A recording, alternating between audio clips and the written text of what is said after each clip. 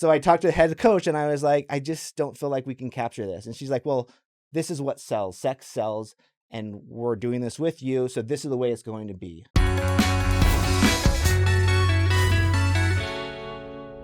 Hey guys, welcome back to Saints Unscripted. I'm Cam. I'm David. And our guest today is someone who doesn't need very much introduction from either of us. Devin Graham is a world famous. Questionable. I don't know if I say famous, but loves making legendary YouTube videos. YouTuber. Highly controversial. Highly controversial. No controversy with me, guys. No Just controversial. If you're looking for it, you're not going to find it. YouTuber that goes by the name of Devin Supertramp. Where does the Supertramp come from? So, I mean, I was going to BYU at the time. This is like 2009. Okay. And I was like, okay, I'm going to start a YouTube channel. And at the time, I had just finished this book called Into the Wild. Uh-huh. It's about a guy's true story, Chris McCandless. He goes out to live his dreams, and he calls himself Alexander Supertramp when he goes to live his dreams. So I'm like, hey, I'm doing this. Like, I was going to BYU for filmmaking, but I'm like, I'm going to just put out some videos on YouTube. And I needed like a URL name like right then. I just finished the book. So Devin Supertramp, giving homage to that whole idea of going out to live your dreams. Gotcha. It flows really well. Yeah, and I'm stuck with it forever now. You're stuck with it forever. This is it. So before we get in, because we want to talk about kind of your faith journey throughout your life. But before we get into that, maybe can you just give us, because you've been on YouTube for a while now. Yep. Give us kind of the bird's eye view of your career. Yeah. So my roommate at the time, he started a company called like Harmon Brothers. He did a lot of stuff with VidAngel. Like he was like, Devin, YouTube's going to be the next big thing. You got to be on YouTube. I want to make Hollywood movies, but he's like, Devin, YouTube's going to be like kind of the game changer. This is 2009. So I did some videos for their company, Brush. They got into every Walmart in North America because of the YouTube videos. So like, okay, there's something to this. So then I started my YouTube channel back then, and then it just like kind of blew up really fast. Like I'm talking like within a couple weeks. Wow. I went out to with my friends to Alpine. There's a little bike jump there that people did, and I put it on YouTube of people just going off, landing into a pond, and got millions of views. Then people from all around the world were hiring me. Like I got flown out to Iceland, like first class, like none of these experiences I ever dreamed of. And I was filming these like TV commercials. So for me, it was just like super exciting. It was all from using YouTube as a way to kind of express myself. And I was doing it on $0 budgets. Like I was borrowing people's cameras because I didn't own anything. And now I own all of it. So it's just been really exciting kind of seeing that change of zero to nothing to now we're like a full-fledged production company. Awesome.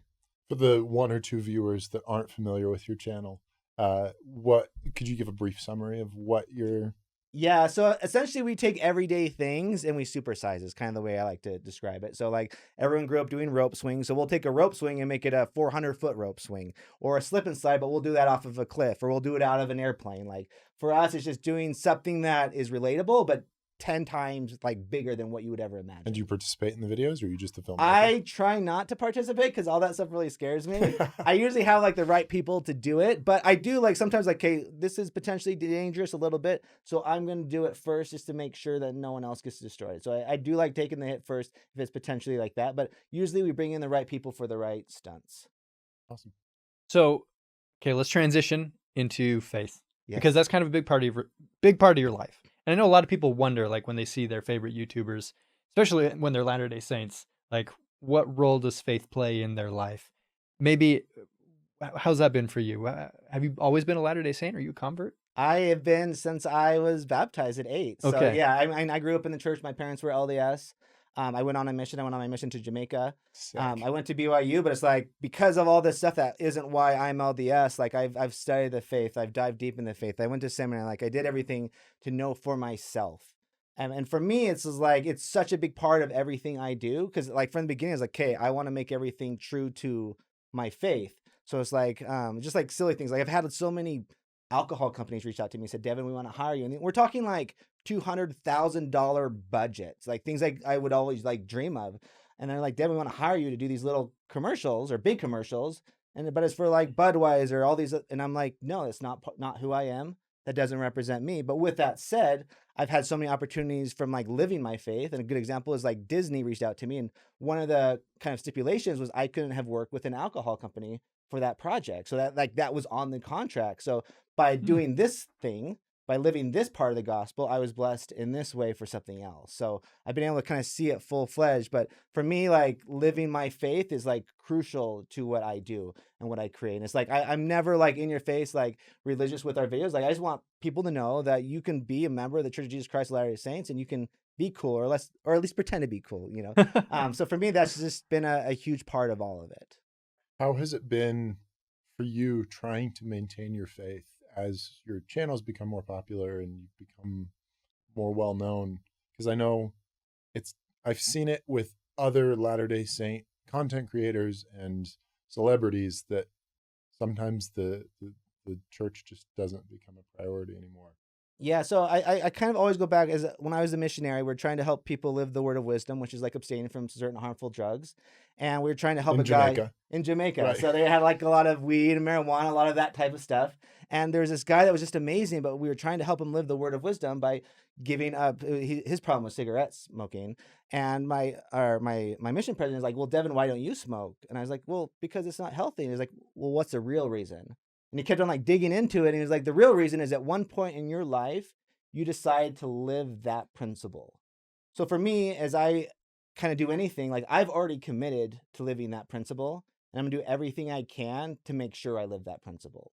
So, and I found that out pretty early on. Like I'd say year one, I had this incredible opportunity. We were filming at an NFL stadium in Florida, and everyone came out. It was with all these cheerleaders, so all these like beautiful women, but it was not modest like whatsoever. And I was like, this does not represent me. This doesn't represent like what I want to be known for. It feels too scandalous. So I talked to the head coach, and I was like, I just don't feel like we can capture this. And she's like, well, this is what sells. Sex sells, and we're doing this with you, so this is the way it's going to be. So this is like, oh no, like I'm kind of forced to film this, but this isn't who I am. So, and I had several other people on my team that were LDS and kind of talked, had a little huddle, said a little prayer. And then I was like, I have like kind of no choice. I have to do this, but I have to do this. So I went out and I was like, all you women are very beautiful, but we want this video to be seen by the world. In order to do that, it needs to be modest as far as like, it can't be too revealing. We want everyone, like kids to see it, people from other countries and other faiths to see it. And all the girls started like shaking their heads like, oh, yes. And then I said, so to do this, we just need to cover up a little bit more. We don't need to go crazy, but we do need to feel a little bit more modest than what it is. So I had like, this is me in the middle of an NFL stadium having this conversation with 40 cheerleaders. So then they all go and come out and everything's awesome and we capture it. And like, for me, that was like a defining moment where it's like, I could go on this path or I could go on this path. But it was like, I stuck true to what I knew was right for me. And because of that, I just feel it's kind of shaped the rest of the channel. So from that experience, I learned I needed to have like my own brand Bible, essentially is what I call it. Where like when I think there's a company that could potentially be like a little not fitting for me, I'm like, well, these are the rules for us to play with you guys to make a video together. And that ends up in the contract. That's part of the contract. So, but it all came from like deciding then that I'm going to stay true to this no matter what. And then when those experiences happen, I stay true to it. That sounds terrifying. Were you terrified? It was terrifying because I was like, but I'm also like, what are my parents going to think? What are my friends? What are other members of the church? And then it's like, what is Heavenly Father going to think? Because I have this opportunity, I have this huge platform. Am I going to use it for good or evil? And this is something simple as like modesty. So like the reality is probably not going to like destroy the world or anything like that. But for me, it's like staying true to who I am and what I've spent my whole life like fighting for. So why would I destroy that or kind of go off a different path then? So you mentioned earlier that you've done your research, you've really studied the church.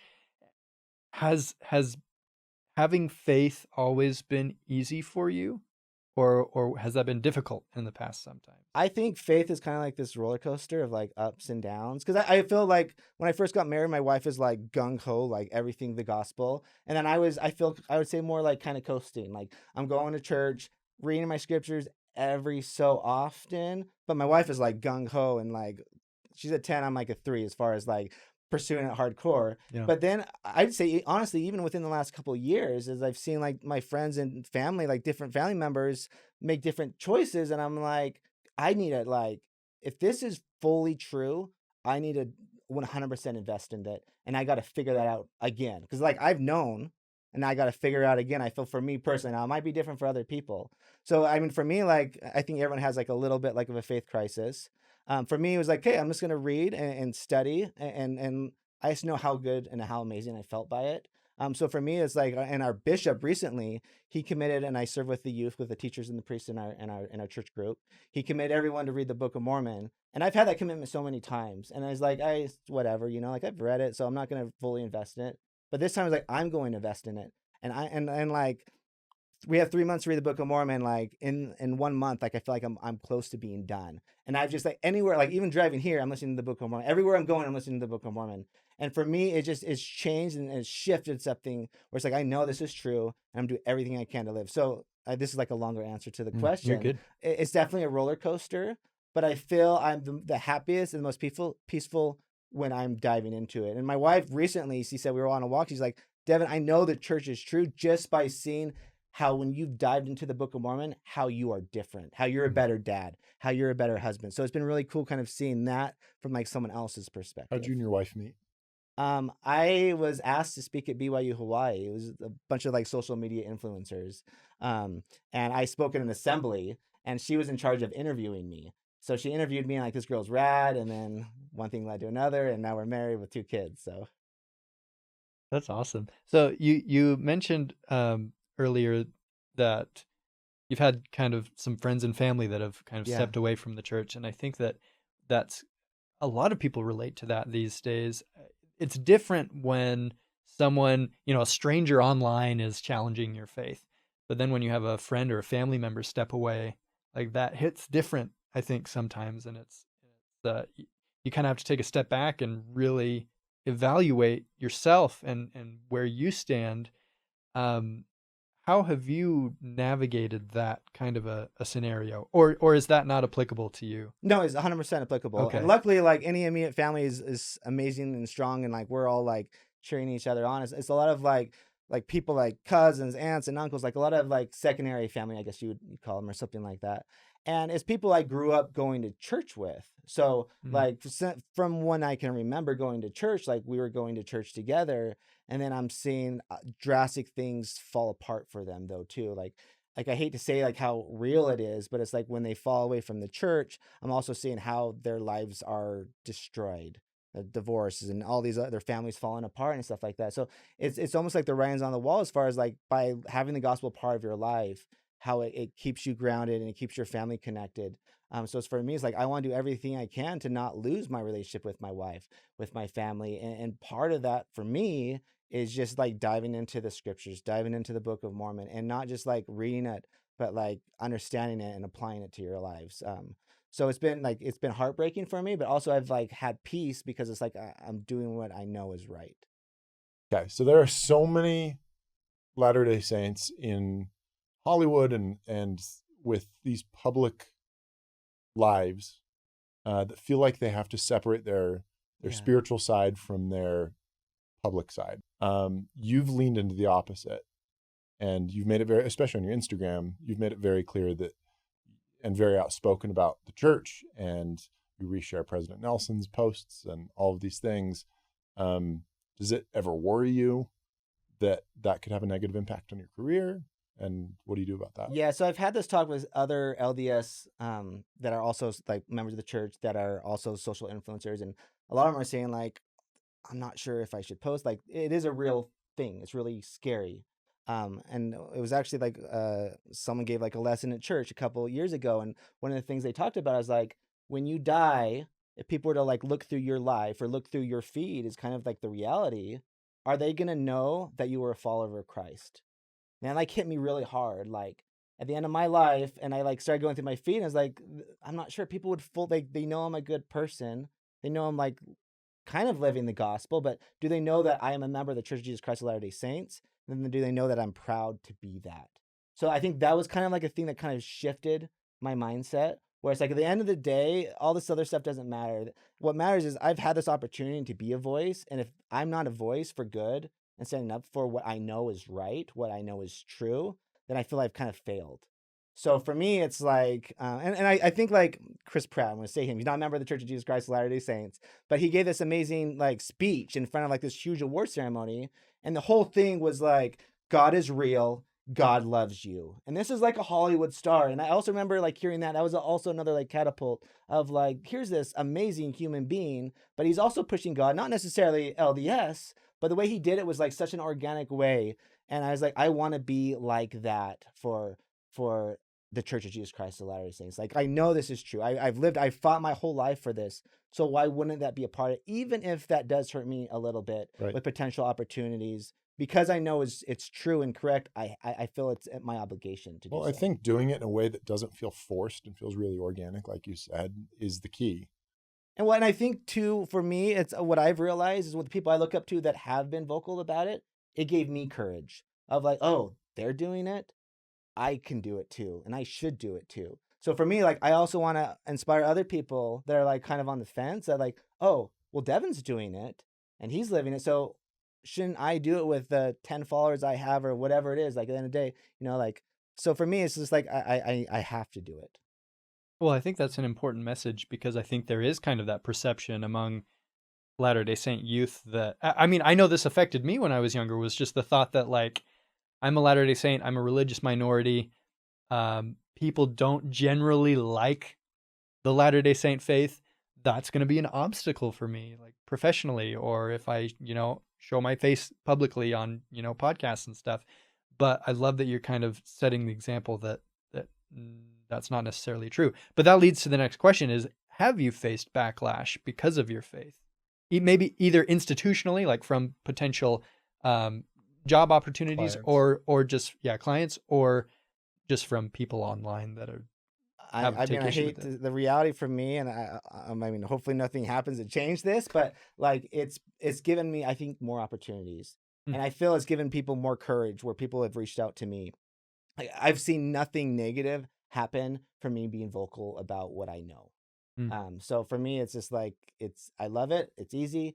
And I'm doing it in a different way. So an example is like, we are talking right before I came in here, is like, one of the things I've committed to is like, when I see like a social media post from one of the prophets, like President Nelson, especially when I see a post, it's like, I'm not just going to like that post, but I'm going to leave a comment. So potentially and I'm leaving a meaningful comment with my testimony. So it's not necessarily I have to share everything that President Nelson or the church posts, but I'm commenting publicly and like how this has changed my life. You're making it very clear that you're attaching yourself and this is like, people are reading these comments because you'll go through and you'll see a couple negative ones, but then you're like, oh, this guy, and then they're like, oh, he's verified account, like, so there might be something to why this person really does believe this. So that's one way I feel that like every person can do it. That's not necessarily 100% public, like just to kind of get in the water a little bit. It's just commenting on the people that you truly believe in and leaving something positive, how it's changed your life, because other people are reading those comments and it is making a difference. You talked about your mission and you talked about your wife, and those both seem like things that have had profound impacts on your spiritual growth. Have there been any scriptures or specific conference talks or interactions you've had with people that have had a meaningful impact on that as well? For me, I'm trying to look as many resources as possible that make me feel uplifted. So like, I mean, I started following you guys on Instagram and watching your YouTube channel. Like, I know, like, mind blown, right? Wow. Who would have thought? But and a lot of the stuff has just like kind of changed my mindset because you guys are being transparent, you guys are being real, and so that when you guys reach out to me, I'm like, of course I'm going to be a part of this. But like when your more recent ones, you guys weren't even the host. Like, no offense to you guys, but like the two girls there, or two women talking about, they're talking about the Book of Mormon, and now they're Holland. So then I ended up like watching his original talk from General Conference, and then like it like boosted me on another level, and I started blasting it out to my other family members, and then I said, wife, you got to read this or watch this, and I ended up watching it twice that like night. Like, so for me, it's like it's made me feel so like happy, and so like, if you can't tell, like I'm getting kind of energetic about it right now. But it's just like hearing like from what you guys are doing or other people have done on social media. It's like, because there's both sides of it. There's like the good and the evil, because you can also find on YouTube the opposite side of things. But I know when I've listened to some of that stuff, I just feel like depressed and sad, and I don't want to do good. But like, as I've been like diving into the Book of Mormon, like some of my favorite stuff, like right now I'm reading about Captain Moroni. Like, so for me, that's a big part. And his whole thing was being vocal, like with the Title of Liberty, lifting that flag up so everyone could see it and everyone could be inspired by that. So for me, it's like, okay, that's what I'm doing. Like, I'm fighting a battle right now. We're all fighting a battle right now. So I want to be like Captain Moroni, like these heroes that I look up to in the Book of Mormon. Like, these are real people, and they fought for what they knew was right, even when it was scary, even when they could be canceled. They were holding up the Title of Liberty and staying true to it. So for me, I've just loved seeing that. And I mean, I dived into the Book of Mormon when I was a missionary, and now I'm diving into it. I say like my second time, like full throttle. And I'm like more peaceful than I've ever been, more happier than I've ever been, more stoked. Like, I feel I'm solving problems I never like could have solved before. And it's just like, it's for me, it's clear as day. And I'm like, I don't want to be that guy, but I kind of am that guy where it's like, I have seen the difference. and I know the difference. So for me, it's like, I want people to know, like, you can have those same experiences. And like, it can be hard, like when you're reading the Book of Mormon, like, it's just another book. But like, once you like dive into it, I'm like, I think what also has helped me is like, why is this chapter in the Book of Mormon? Because the Lord put it there for a reason. There's so many chapters on war. Why are these here? So I read the war chapters twice as I've been reading through it the second time, because it's like, I don't fully grasp why are these here. And then it like clicked and like, okay, this isn't about like a war. This is about good and evil. This is about Heavenly Father and Satan. Like that's, and then it like connected on a whole nother level. So I feel I'm just getting more insights than I could have ever imagined. And like, I mean, I don't know if it gets annoying to some people around me, but it's like every conversation I have now is like the gospel, and that shifted where normally I'd be listening to like podcasts on video games and all these other things that I have interest on. And now all I'm listening to is stuff on the Book of Mormon and like church history. So, but I'm like way more into it than I've ever been to anything else that I'm like listening to randomly as I'm driving. So a long answer, but that's the reality in my life right now. Yeah, I think that especially on our channel, especially with what I do on, a day-to-day basis, I'm very involved in church history stuff and controversial history and, historical documents and stuff and kind of the more academic side of the gospel. But I love that, when it comes down to brass tacks, you're just like, the gospel has made my life better. Like you see it, your wife sees it in you, that when you're involved in this stuff, you're happier, you feel better, you're more excited about life. And I think that that's sometimes we can lose that in the minutia of, the documents and the arguments and the controversy. So I really like that you mentioned that. I also love how the energy of the channel and the energy of the person behind the channel are like the exact same. I want to hear real quick. So you have been all over the world for your channel.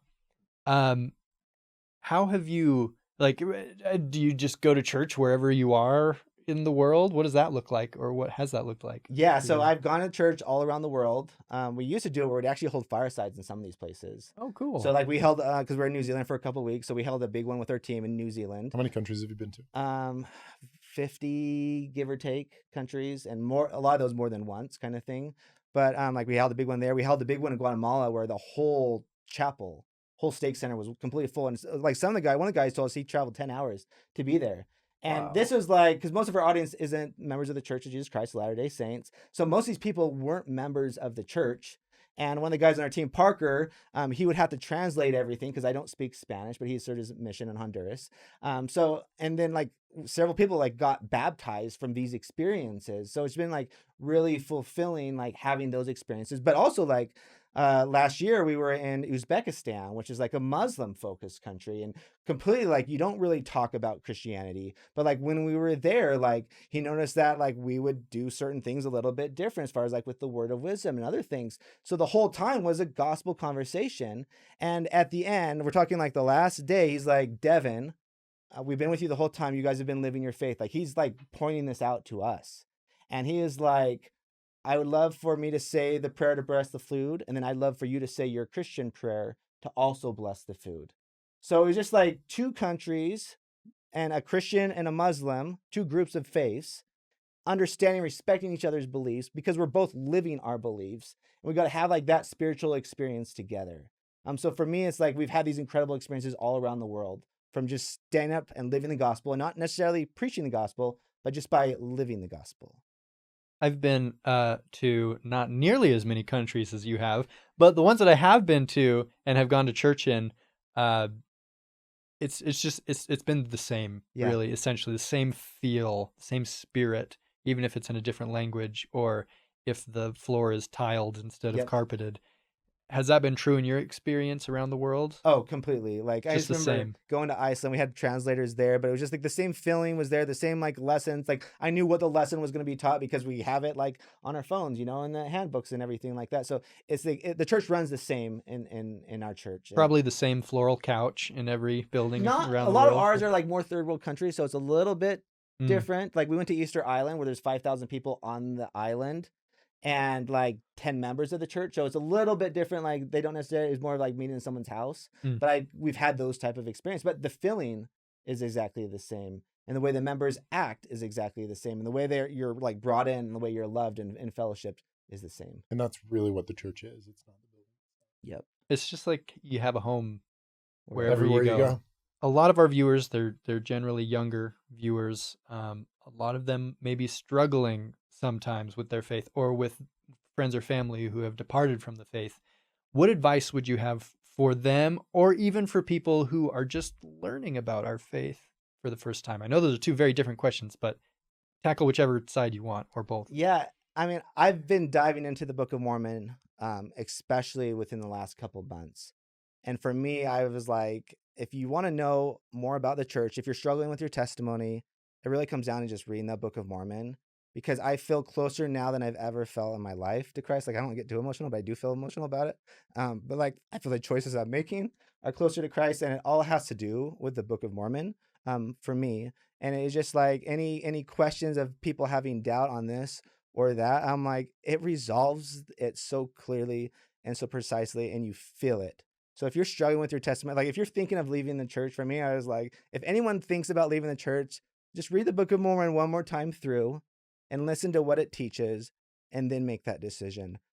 Because I feel so strongly that you will feel happier, you'll feel more peace, you'll feel closer to Christ through doing that. And that goes for non-members, people in the church that are kind of questioning this or that with their faith. But for me, like the Book of Mormon, reading again and like really pondering what it has to say, is like the Lord is speaking to me and is very clear. Love it. Devin, thank you so much for being here. It's been a pleasure. Thanks for having me, guys. See you guys next time.